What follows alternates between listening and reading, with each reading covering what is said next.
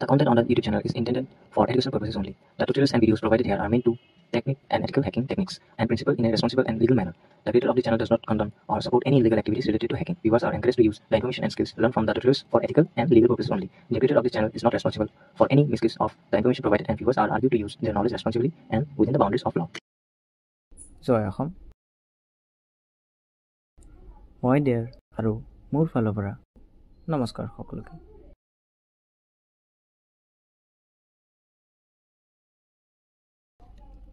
পিছে বলক আৰম্ভ কৰোঁ। Day 4, Week 1 of 21-week ethical hacking journey. Topic number 1, Introduction to ethical hacking. য'ত আমি আজি শিকিম legal and ethical considerations. আৰম্ভ কৰোঁ। আইন অনুসৰণ গুৰুত্ব। নৈতিক হেকিঙৰ এটা মৌলিক নিৰ্দিষ্ট হ'ল আপোনালোকৰ কাৰ্যকলাপ বৈধ হোৱাটো নিশ্চিত কৰা। নৈতিক হেকিং নিয়ন্ত্ৰণ কৰা আইন আৰু নিয়মসমূহ মানি চলি আপুনি সম্ভাৱ্য আইনী প্ৰতিক্ৰিয়া পৰা নিজকে সুৰক্ষিত কৰে।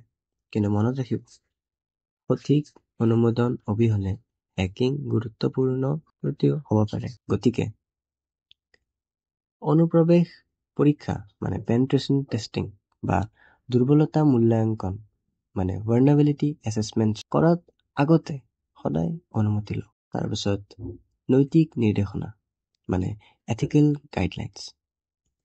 হেকিঙৰ জগতত নৈতিক উল্লেখযোগ্য ভূমিকা পালন কৰে। এথিকেল হেকাৰ হিচাপে আমাৰ দক্ষতাত ক্ষতিকাৰক উদ্দেশ্যৰ বাবে নহয়, বৃহত্তৰ মংগলৰ বাবে ব্যৱহাৰ কৰাটো আমাৰ দায়িত্ব।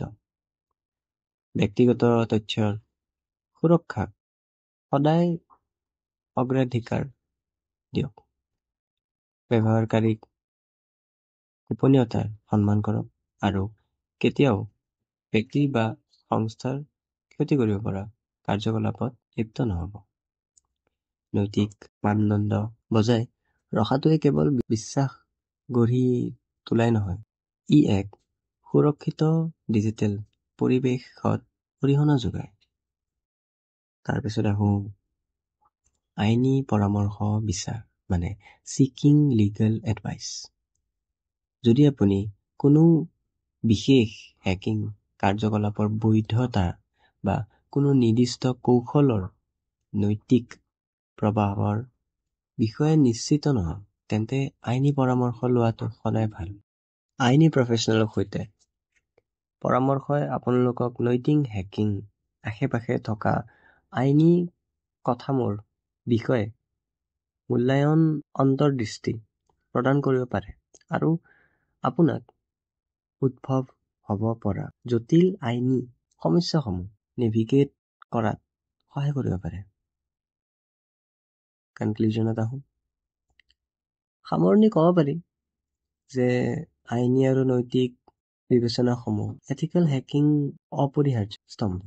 আইনী বাধ্যবাধকতা আৰু নৈতিক নিৰ্দেশনাৰ বিষয়ে অৱগত হৈ থাকিলে আপুনি নিশ্চিত কৰিব পাৰে যে আপোনাৰ হেকিং কাৰ্যকলাপসমূহ নৈতিক, দায়িত্বশীল আৰু সজাগৰ বাবে উপকাৰী হৈ থাকে। মনত ৰাখিব, দায়িত্বশীলভাৱে হেক কৰক আৰু আপোনাৰ কামত আইনী অনুসৰণ আৰু নৈতিক মানদণ্ডক সদায় অগ্ৰাধিকাৰ দিয়ক। তেন্তে আহক মোৰ লগত, থাকক মোৰ লগত আৰু বলক শিকোঁ হেকিং, কিন্তু অসমীয়াত।